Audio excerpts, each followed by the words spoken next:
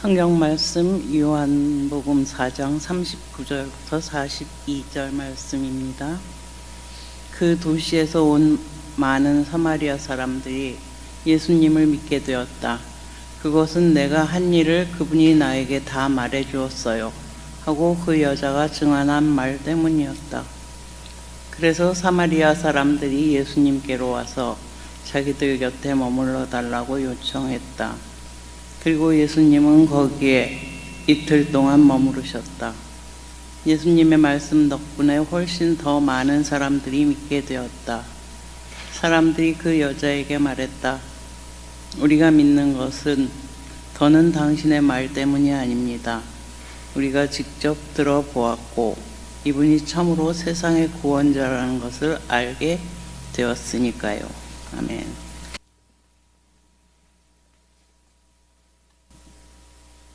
옛날 사람들은 우리 모든 지적인 능력, 감정 이런 것들이 다 심장에 있다고 생각했습니다.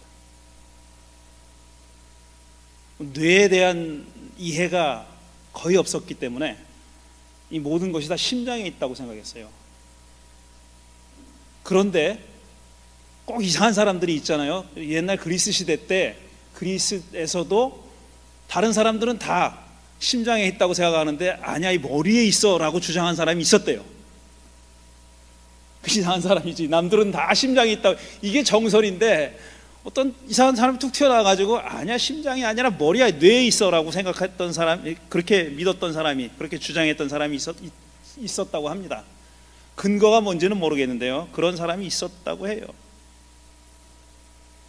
지금 우리 과학이 이 뇌에 대해서 굉장히 많은 연구를 했고, 그래서 뇌에 대해서 많은 것을 알게 됐습니다.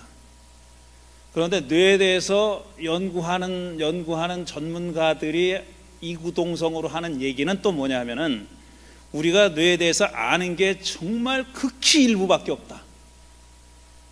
전문가들이 하는 얘기예요. 뇌를 전문적으로 연구하는 사람들이 하는 말이, 우리가 아는 것은 뇌에 대해서 아는 것은 정말 극히 일부분밖에 없다라고 얘기합니다. 정보의 양으로만 보면은 우리 사람의 뇌에 저장되어 있는 정보의 양은 대략 영어로 된 책 한 2천만 권의 분량이라고 합니다. 2천만 권이 지금 머릿속에 들어있는 거예요. 그 정보의 종류가 중요한 게 아니죠. 양으로 보면, 비트라고 하는 양으로 보면 그렇다는 거예요. 그러면은 세계에서 가장 큰 도서관이 머리 안에 들어있는 겁니다. 그런데 이 인간의 뇌는 처음부터, 우리 인간이 이렇게 기나긴 진화를 해오면서 처음부터 이런 형태로 가지고 있었고, 이만한 정보량을 담을 수 있는 그런 역량을 가지고 있는 그런 커패시티가 있었느냐? 아니에요. 그런 건 아닙니다. 이제 뇌를 연구하는 사람들이, 또 진화학자들이 얘기하는 거는, 뇌라는 것은 안에서부터 바깥으로 진화해 왔다 그래요. 안에서부터 바깥으로 진화해 왔는데, 뇌의 가장 안쪽에 있는 부분은 뇌간이라고 부르죠. 그 다음에 그걸 싸고 있는 부분을 번연계라고 하고, 맨 바깥에 있는 피질을 뭐라고 그러죠? 대뇌 피질이라고 그러죠. 대뇌 피질. 근데 뇌간은 뭘 하는 거냐 하면은, 그야말로 인간이 기본적으로 생존할 수 있는 기능을 담당하는 데요. 그래서 뭐 반사작용, 심장을 뛰게 하는 심장 박동, 그 다음에 내장의 활동, 호흡, 이거 없으면은 그냥 죽잖아요, 그대로. 그게 제일 뇌 안쪽에 있는 뇌간이 하는 일이라고 합니다. 그러면 그걸 둘러싸고 있는 번연계라는 부분이 하는 일은 뭐냐 하면은, 인간의 기분이나 감정이나 걱정이나 이런 정서적인 반응, 그 다음에 또 하나 재밌는 게, 자녀 양육에 관한, 그게 번연계에 있다고 그래요. 자녀를 양육하겠다라는 그런 본능, 이게 번연계에 있다고 합니다. 제 얘기가 아니에요. 전문가들의 얘기인데 제가 갖고 오는 겁니다. 그 다음에 그럼 대뇌 피질은 뭘 하느냐? 그야말로 우리 인간이 하는 일이에요. 인간만이 하는 일. 인간 많이 하는 일, 예를 들어 직관, 분석 능력 이런 것들이 대뇌 피질에서 한다는 거예요. 근데 제가 이거 이대로 믿어도 되나 싶은, 뭐 제가 뇌를 공부하는 게 아니니까 그렇다고 치자고요. 근데 또 뇌를 또 전문적으로 진화론적으로 진화학적으로 연구하는 사람들은 뭐 어떻게 얘기하냐면 뇌간 가장 안쪽에 있는 거, 호흡, 심장박동 이런 걸 관장하는 거는 파충류 시대 때 이미 이렇게 진화가 돼서 갖췄다는 거예요. 뇌간은 그러니까 영장류인 인류가 파충류 시대 때 이미 뇌간은 발달해 있었대요. 그 다음에 그러면은 번연계는 어떠냐? 이거는 포유동물로 넘어왔을 때 비로소 발달했다는 거예요. 대뇌 피질은 그야말로 영장류의 단계에 들어섰을 때 발달했다는 겁니다. 뭐 이런지 아닌지 저는 잘 모르겠는데 이렇게들 얘기를 해요. 근데 제가 주목하는 대목은 뭐냐면은 이 뇌를 연구하는, 진화론적으로 뇌를 연구하는 사람들이 하는 얘기가 뭐냐면은 이전 단계, 그러니까 파충류 단계 때부터 진화해온 그 능력이 그대로 간직하고 있다는 거예요. 뭐 당연하죠. 그러니까 우리가 숨을 쉬고 심장 박동을 하는 거죠. 그러니까 이 사람들이 하는 얘기는 뭐냐, 진화하는 단계가 뭐에 비유할 수 있냐면 도시를 건설하는 거에 비유할 수 있다고 합니다. 이거는 칼 세이건의 코스모스에 나오는 얘기예요. 이 양반 얘기에 따르면은, 이 양반 얘기입니다. 제가 이런 잘 모르는 얘기할 때는 권위자의 권위를 빌리는데, 이 양반 얘기에 따르면은 이거예요. 도시라는 것은 이 아주 중심부에 조그만 도시가 있다가 인구가 팽창하면서 점점 늘어나잖아요. 점점 늘어나는데 시카고 같이 대화재가 나가지고 싹 다 도시를 쓸어버리고 새로 짓지 않는 한 옛날 도시를 남겨두고 계속 고쳐나가면서 확장시켜 나가죠. 새 거를 만들어 나간다는 거예요. 먼저 있던 것도 살살 고치면서 싹 쓸어버리고 새 걸 세우는 게 아니라 살살 필요한 만큼 고쳐가면서 계속 확장시켜 나가잖아요. 뇌가 진화하는 것도 그렇다는 거예요. 그러니까 우리 인간은 아주 오래전부터 우리 인류가 그야말로 돌도끼 들고 뻘겨먹고 사냥하러 다닐 때부터 했던 것들이 뇌에 다 보관되어 있다는 거예요. 그걸 싹 쓸어버리고 이거 다 지나간 거니까, 필요 없는 거니까 다 쓸어버리고 새 걸 세우자, 이게 아니라는 겁니다. 우리 인류가, 인간이 호모사피엔스가 종교라고 지금 부르는 것, 우리가 종교라고 부르는 것을 가진 지가 언젠지는 잘 모릅니다. 그건 왜냐하면 우리가 종교라는 것을 추적해 볼 수 있는 가장 오래된 것은 다 기록이나 흔적이 있어야 돼요. 종교 생활을 했다는 흔적이 있어야 됩니다. 그런데 우리 인간들은 정말 아주 오랫동안 흔적을 남기지 않고 그 흔적이 어디 있는지 모르는 시기가 많잖아요. 길잖아요. 그러니까 흔적이 남아있지 않은 시기에는 그 사람들이 과연 종교라는 게 있었을까, 우리가 종교라고 부를 만한 게 있었을까, 아니면 있었다면 어떤 형태였을까를 모르는 겁니다. 우리가 아는 것은 불과 정말 뭐 만년, 몇만 년 길어봐야 동굴에 벽화 남아있는 거 가지고 우리가 추정하는 건데, 그건 정말 아주 기나긴 인류의 진화의 역사에 비하면 극히 최근의 일인 겁니다. 극히 최근의 일. 그런데 그런 종교도 계속 변해왔어요. 극단적으로 제가 어렸을 때 교회 다녔을 때 교회에서 배운 거랑 지금 배우는 거랑 완전히 천양지차 다릅니다. 완전히 달라요. 그러니까 불과 수십 년의 세월에도 이렇게 크게 변하는데 그걸 수백 년 아니면 수천 년 단위로 놓으면 얼마나 많이 달라졌겠습니까? 그런데 중요한 건 뭐냐면 그 옛날 게 다 싹 없어진 게 아니라 그대로 어딘가에 남아있다는 거예요. 어딘가에 숨어 있습니다. 어딘가에 남아있고, 숨어 있다는 표현은 적절하지 않은데 어딘가에 남아 있어요.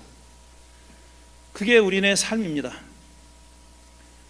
종교가 계속 이렇게 변화해 왔는데, 그럼 이렇게 완만한 상승 곡선만 그리면서 변화해 왔느냐? 그건 아닙니다.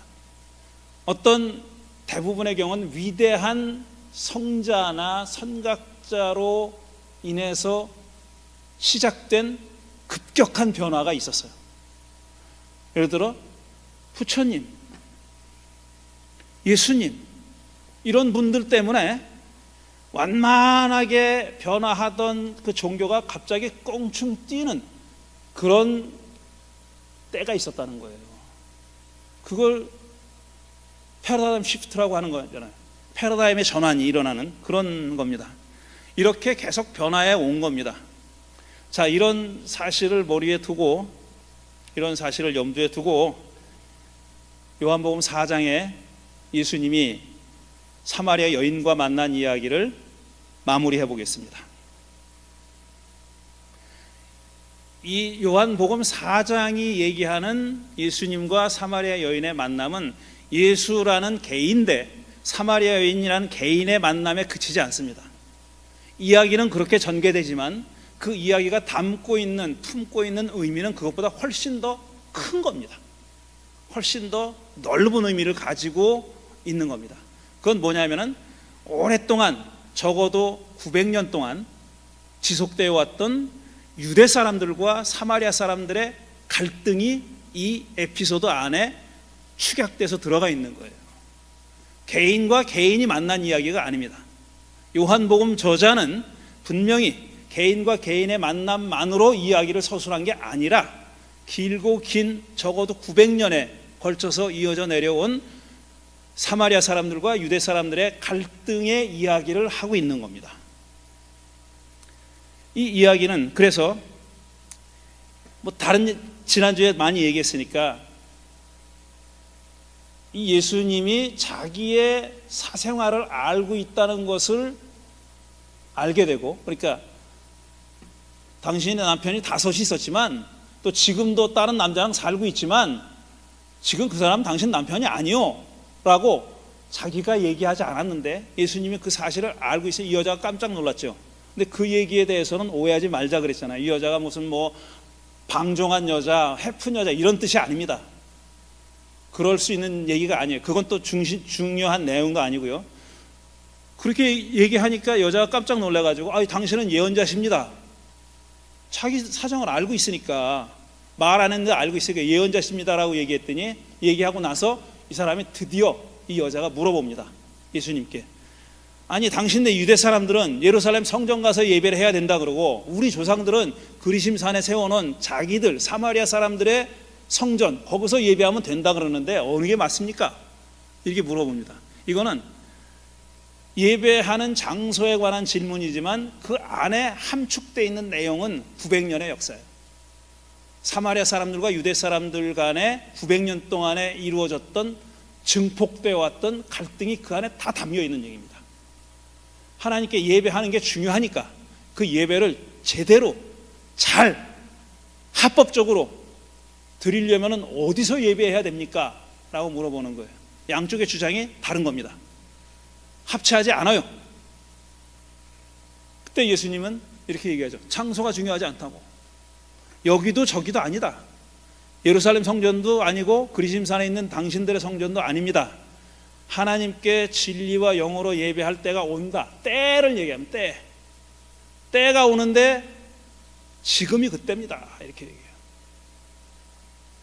그 다음에 하나님은 영이시니까 예배하는 사람들은 영과 진리로 예배합니다. 예배해야 합니다. 이렇게 얘기해요. 이 여자가 그 말 못 알아듣습니다. 무슨 말인지. 일단 장소가 상관없다는 말은 쉽게 알아들을 수 있는 얘기예요. 이분은 장소는 상관하지 않는구나. 보통 유대 사람이랑 다르네. 이렇게 생각했을 거예요. 유대 사람이면 무슨 소리야? 예루살렘 가서 예배해야지. 그럴 텐데 이 양반은 그렇게 얘기 안 하는구나. 장소는 중요하지 않구나. 장소는 중요하지 않다고 생각했던 사람이 있었겠죠. 그때도 모르긴 해도. 예수님 혼자 독야 청청 그러셨겠어요? 생각이 깬 사람들은 이게 이걸로 다툴 일이 아닌데 라고 생각하는 사람이 있었을 겁니다. 그러니까 이 사람은 이해했어요. 이 여자가 장소가 중요한 게 아니구나. 그러면 뭐야? 때라는 건 뭐지 도대체? 그리고 예수님이 하신 하나님은 영이시니까 예배하는 사람은 영과 진실로 진리로 참됨으로 예배해야 합니다라는 말을 못 알아들은 거예요. 무슨 말인지. 그러니까 이 여자가 뭐라 그러냐면 그거 메시아가 오시면 다 알려주실 겁니다. 이렇게 얘기해요. 하나님을 예배하는 사람은 영과 진리로 예배할 때가 옵니다. 지금이 그때입니다 그랬잖아요. 근데 이 여자는 지금이 그때입니다라는 말을 못 알아듣거나 흘려들은 겁니다. 지금이 그때라는 중요한 얘기를 이 사람은 흘려들은 거예요. 그리고 이 사람은 영과 진리로 예배하는 게 어떻게 하는 거지? 거기 꽂힌 겁니다. 그런데 예수님은 그러니까 이 여자가 그거요, 우린 잘 모르는데 메시아란 분이 모든 것을 한 방에 해결해 주실 분이, 모든 진리를 다 알려주실 분이, 이 세상을 그냥 한 방에 구원해 주실 분이 올 텐데 그분이 오시면은 우리에게 다 알려주실 겁니다. 그렇게 얘기해요. 그러니까 그 결정적인 순간을 미래로 미룬 겁니다. 예수님은 그때가 언제냐? 영과 진리로 예배할 때가 옵니다. 그때가 지금입니다. 이렇게 얘기했는데 흘려들은 거예요. 지금이 그럴 리가 있나? 아니지, 지금은 아니고 나중에 메시아가 오실 텐데 그때가 되면은 그 양반이 오시면은 다 알려줄 거다. 이렇게 이해한 겁니다. 그러니까 예수님 뭐래요? 당신하고 지금 얘기하고 있는 내가 바로 그 사람입니다. 이렇게 얘기해요. 그거는 예수님이 메시아다라고 주장했다기보다는 그런 의미도 포함되어 있지만 당신이 자꾸 미루고 있는 그때, 나중에 되면 어떻게 되겠지 하는 그때, 그거 아니라고, 지금이라고. 바로 지금이라고. 당신하고 대화하고 있는 내가 바로 그때가 바로 지금이라고 얘기하는 거예요. 미룰 일이 아니다 라는 겁니다. 미룰 일이 아니다 라고 얘기하신 거예요. 자, 그렇게 얘기하니까, 그렇게 얘기하고 나서 뭐 다 알아들었는지 모르겠어요. 동감했는지 모르지만 이 여자는 물동이를 두고 마을로 달려갑니다. 자기 마을로 달려가가지고 사람들을 데리고 와요. 내가 엄청난 분을 만났거든, 같이 가보자. 그러니까 사람들이 다 따라와요. 마을 사람들이 많이 따라왔다는 거예요. 이것만 봐도 여자가 부정한 여자가 아니에요. 그렇지 않습니까? 여러분, 마을 사람들이 다 깔보는, 무시하는 부정한 여자가, 야, 우리가 이런 사람 만났으니까 내가 이런 사람 만났으니까 가보자. 그러면 따라가겠어요? 웃기고 있네. 너 같은 여자가 뭐 이리 잘했겠어요? 이 여자 그런 여자가 아니에요. 그러니까 적어도 뭐 어떤 여자인지 몰라도 그렇게 무시해도 되는, 투명히 방정하지 않은 여자는 아니라는 겁니다. 사람들이 다 몰려왔어요. 예수님께 몰려와가지고 한참 얘기한 게 나와요. 그 얘기가 나오고 오늘 읽은 39절이 나오는 겁니다. 다 얘기를 듣고 마을 사람들이 어떻게 얘기했냐면 뭘 부탁을 합니다. 예수님, 우리하고 좀 며칠 좀 같이 계십시오. 계시면 안 되겠습니까? 우리한테 좀 가르쳐 달라고 그렇게 초대한 거예요. 그래서 예수님이 이틀을 더 머물렀다 그랬어요.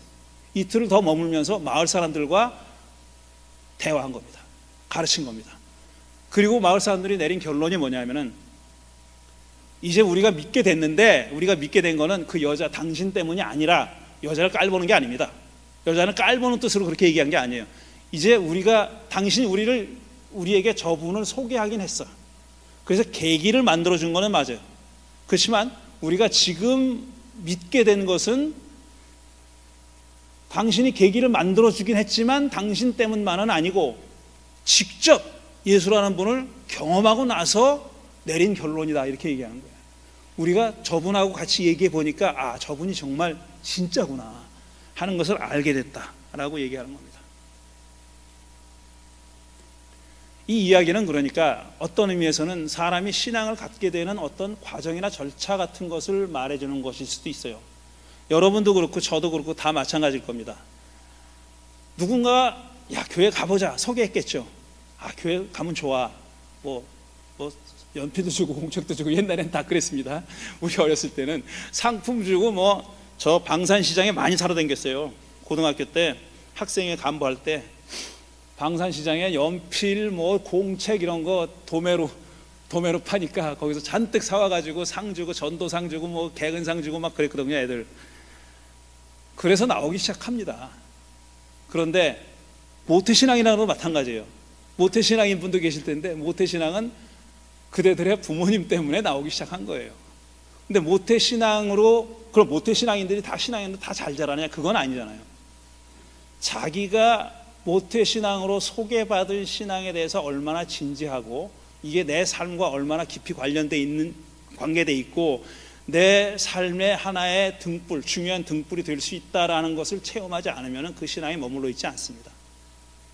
그러니까 이 마을 사람들하고 똑같은 거예요. 마을 사람들이 여인의 소개를 받아서 예수를 알게 됐지만 이틀 동안 같이 머물면서 집중적으로 인텐시브 코र्스로다가 예수님이 하나님 나라 복음을 얘기하니까 자기들이 거기에 공감하고 동의하게 돼서 믿게 되는 거죠. 그러니까 중요한 것은 어떤 중요한 체험이 있지 않으면은 신앙에 굳건하기가 쉽지가 않다라는 그런 얘기입니다. 이게 이야기의 결말인데, 제가 이야기를 시작하면서 뇌에 대한 얘기를 했는데 또 조금 직접적으로 관련 없는 얘기 한 가지만 하고 이야기를 마치겠습니다. 지난주에 저는 유대 사람들과 사마리아 사람들의 긴 갈등의 역사를 얘기했습니다. 솔로몬이 죽고 솔로몬이 강제노역을 많이 시켰어요. 솔로몬은 현명한 왕, 다 거짓말입니다. 사실이 아니에요. 우리 열왕기서에 사무엘 열왕기서에 있는 것을 잘 읽으면은 이 솔로몬이 얼마나 나쁜 왕인지 알 수 있어요. 그런 왕이 성전을 짓느라고 사람들을 강제 노역시켰고 세금도 엄청 걷었어요. 그래서 성전을 졌어요. 근데 솔로몬이 살아있을 때까지만 해도 그래도 다윗의 아들이니까 거기서 정통성이 확보된 겁니다. 솔로몬이 살아있는 동안에는 그냥 백성들이 다 울며 겨자 먹기로 따라갔어요. 노역하러 나오면 노역하러 나가고, 그 다음에 세금 내라 그러면 세금 내고, 성전 건축해야 되니까 돈 내라 그러면 돈 내고, 그렇게 했던 겁니다. 성전을 지어놨어요. 그리고 솔로몬이 죽습니다. 그 아들이 이어받았어요. 아들이 르호보암이라는 자인데, 르호보암이 이어받았는데 이 르호보암이 자기 아버지보다 더 과중한 세금을 물린 거예요. 더 과중한 세금을 물리고 더 힘들게 만들었어요. 그러니까 나중에 북쪽 이스라엘 왕국이 된 10개의 지파의 장로들이, 그러니까 지파의 대표자들이 왕한테 와가지고, 르호보암한테 와가지고 부탁을 했어요. 우리 세금 좀 낮춰달라고. 그렇게 얘기하니까 르호보암이 더 과중한 세금을 물린 거거든요. 그러니까 그 사람들이 한 표 같은 말이 있어요. 구호 같은, 우리가 다윗 왕조랑 무슨 상관이냐, 우리가 다윗 왕조랑 무슨 상관이냐 라면서 떨어져 나갑니다. 그래서 10개 지파가 떨어져 나가서 북이스라엘이 돼요. 그리고 사마리아에서 수도를 삼고 거길 중심으로 해가지고 북이스라엘 연합체를 만듭니다. 그게 북이스라엘이고, 남아있는 2개의 지파가 다윗의 후손을 왕으로 계속 세우면서 왕조를 이어나갔던 거예요. 그게 남왕국, 남유다라는 왕국입니다. 남유다가 나중에 유다가 되고 북이스라엘이 사마리아가 되는 거예요. 그 갈등의 역사는 이렇게 오래 길게 됐고, 또 지난주에 말씀드린 게 두 왕국이 각각 아시리아와 바벨론에 의해서 멸망당합니다. 두 제국에 멸망당하는데 아시리아와 바벨론이 택한 제국주의 정책이 달랐어요. 아시리아는 북왕국에 살고 있던 사람들을 유민으로 보냅니다. 딴 지역으로 억지로 강제로 이주시켜요. 그리고 그 땅에 다른 종족들을 데리고 와서 거기서 살라 그래요. 그러니까 말하자면 종족이 흩어진 거죠. 피가 섞인 거예요. 근데 남왕국을 점령했던 바벨론은 그런 정책을 쓰지 않았어요. 거기 있는 사람들 그대로 살게 하고 반란을 일으킴직한 대가리들, 그러니까 지도자들, 지도급에 있는 사람들만 끌고 갔어요. 반란을 못 일으키게. 그리고 거기서 말하자면 세뇌를 시킨 거예요. 거기 정착해서 살게 하고 나중에 돌아온 일부도 있었지만, 그러니까 이 남왕국은 피가 섞이질 않았어요. 다른 사람들을 거기다가 씹어서 거기 살게 하지 않았으니까. 그러니까 이 남왕국의 프라이드는 뭐냐? 자부는 우리는 하나님의 선민의 혈통을 유지하고 있다라는 겁니다. 너희들은 다 잡종이야. 피가 섞였어. 그러니까 남왕국의 이데올로기를 강화시킨 사건이 두 제국 간의 서로 다른 제국주의 정책이었던 겁니다. 그렇게 되니까 사마리아 사람들은 거기에 대한 반발도 있었지만 일종의 열등감 같은 것도 가지고 있는 거예요. 맞아, 우린 섞였어. 우리 조상은 섞였어. 이런 생각을 가지고 있는 사람들이 있고, 그 다음에 일부 사람들은 거기에 대해 반대하는 사람들도 있었고 그런 상태였었어요. 이게 이 갈등의 뿌리고 전개입니다. 제가 이렇게 설명을 했어요. 오늘 얘기할 얘기를 염두에 두고 그렇게 설명을 했는데 제 질문은 이겁니다. 자, 솔로몬이 죽은 다음에 나라가 나눠졌잖아요. 근데 북왕국의 이 이데올로기는 뭐냐면 모세의 계명이 있습니다. 모세를 통해서 이스라엘 사람들이 출애굽한 다음에 광야에 나와 살았잖아요. 40년 동안 돌아다녔는데 광야에 나오자마자 석 달인가 만에 어디로 가냐? 시내산에 갑니다. 시내산에 가가지고 하나님으로부터 율법을 받아요. 그리고 언약을 체결합니다. 너희들은 내 백성이고 나는 너희들의 하나님이야. 나는 너희들을 지켜주고 보존해 줄 테니까 너희들은 내가 주는 계명을 지켜야 돼. 이게 언약이에요. 카비넌트. 컨트랙트를 매긴 겁니다. 카비넌트라는 말은 옛날 말이니까 이 하나님과 이스라엘 백성 사이에 컨트랙이 맺어졌어요. 계약이 맺어졌고 중재한 사람이 모세입니다. 북쪽 10개 지파에 오랫동안 그 사람들의 정신세계를 지도했던 이데올로기는 모세를 통해서 우리가 백성들이 하나님과 직접적으로 맺은 언약, 그게 북쪽 이스라엘의 정신적인 이념이고 이데올로기였었어요. 남쪽은 뭐냐? 남쪽은 야훼 하나님이 다윗의 혈통을 택합니다. 사울이 첫째 왕이었었잖아요. 근데 사울을 내쳐요. 그리고 사울이 왕자에 있는데 그 다음에 후임자로 다윗을 선택합니다. 다윗을 선택하면서 언약을 맺는데 그게 소위 사무엘을 통해서, 나단을 통해서 이루어지는 언약이에요. 사무엘하 7장에 나오는 얘기입니다. 내가 야훼가 이렇게 얘기합니다. 내가 너의 왕조를 영원히 지켜줄게. 영원히 네 후손에서 왕이 나오게 해줄게. 너는 내 말 잘 들어야 돼. 이거예요. 그러니까 남쪽의 유다를 이끌어가는 국가 이데올로기는 다윗과 야훼 사이에 맺어진 언약입니다. 백성들과 야훼 사이에 맺어진 언약이 아니에요. 북왕국은 그거예요. 모세라는 중재자를 통해서 이스라엘 백성과 직접 맺는단 말이에요. 시내산에서. 그러니까 이 사람들은 왕이고 뭐고 자기들이 보기에 모세와 맺어진 언약을 어기는 자는 걔는 다 폐위시켜야 돼요. 걔는 자격이 없는 리더가 되는 거예요. 이게 굉장히 요즘 말하면은 현대 근대에 맞는 이데올로기예요. 북한이 아니라 죄송합니다. 북한 아니고 북한이 그렇다는 얘기 아니에요. 북쪽 이스라엘이 그랬다는 겁니다. 그런데 보세요. 자, 솔로몬이 죽고 이제 지파 10지파의 대표들이 가서 얘기했다 그랬잖아요. 부탁을 했어요. 세금 좀 낮춰주고 우리 좀 억지로 끌어내지 말아달라고. 그렇게 하니까 안 돼. 세금 더 물릴 거야. 그랬더니 떨어져 나갔잖아요. 우리는 훨씬 후대에 이스라엘 사람들도 지금 예수님 시대에도 900년이 지난 다음에 과거로 돌아보는 거예요. 과거로 돌아보고 나서 그때 이 사람들은 다 그렇게 생각하는 거예요. 그때 우리가 갈라진 근본 원인이 거기 있다.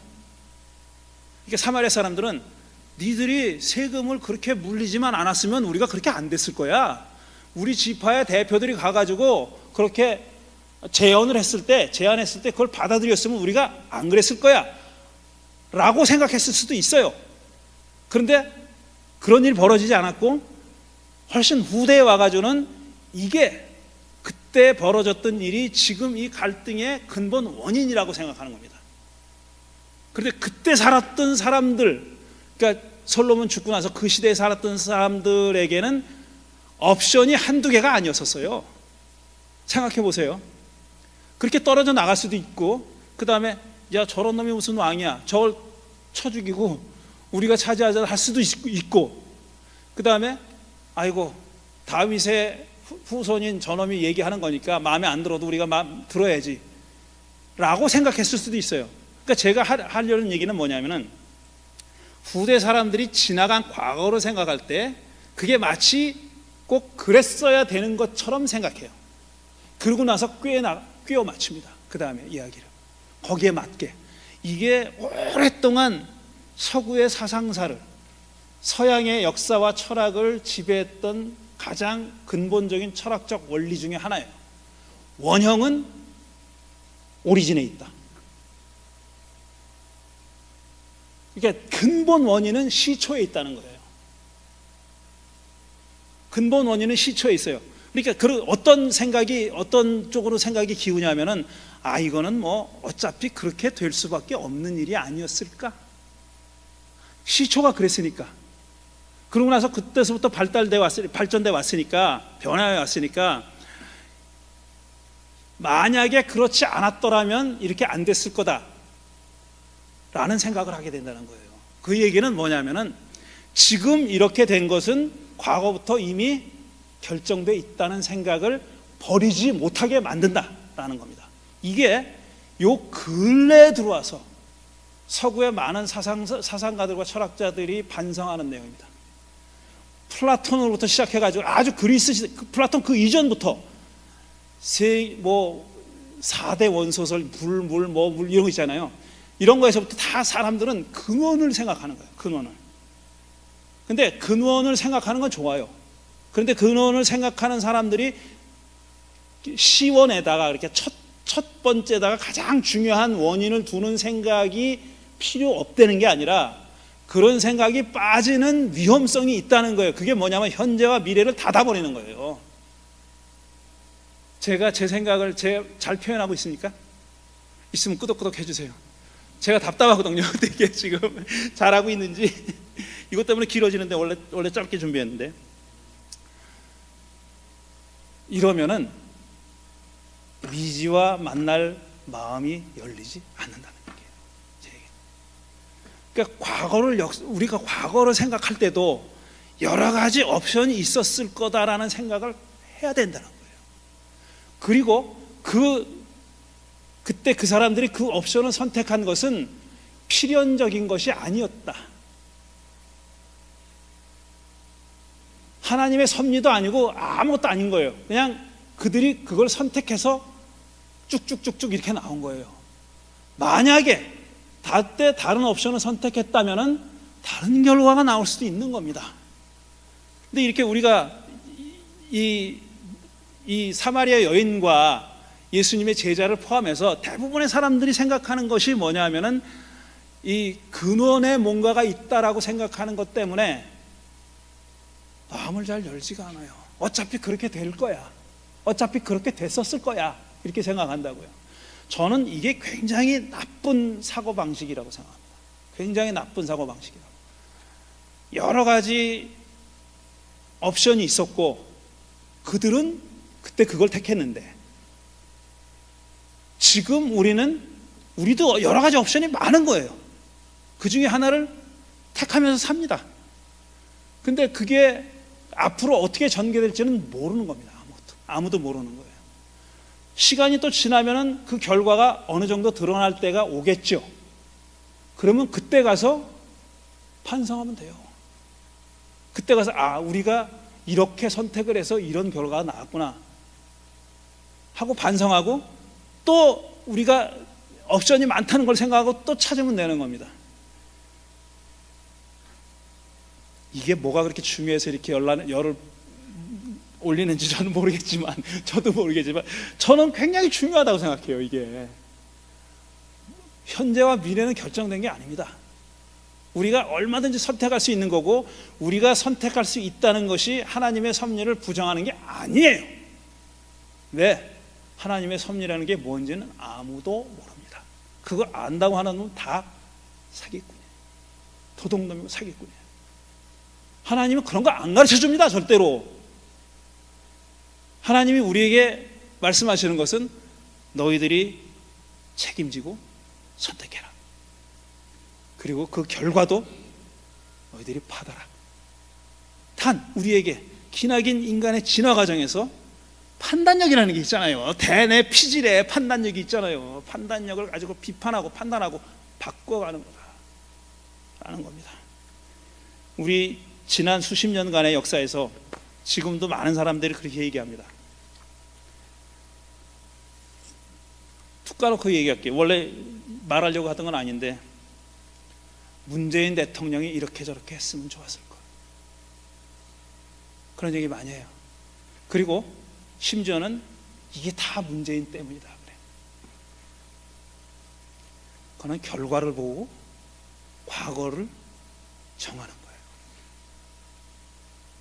그게 아닙니다. 그게 아니에요. 만약에 그 시대 사람들이 어떤 나쁜 생각을 가지고 그렇게 했다면 그렇게 비판받아 마땅해요. 근데 그 시대 사람들이 여러 가지 옵션 중에 하나를 택했는데 결과가 이렇게 났어요. 그건 어쩔 수 없는 거예요. 그럼 그때 넌 뭐 했어? 가서 목숨 걸고 말렸어야지. 이제부터 잘하면 되는 거예요. 이제부터. 그게 중요한 거지.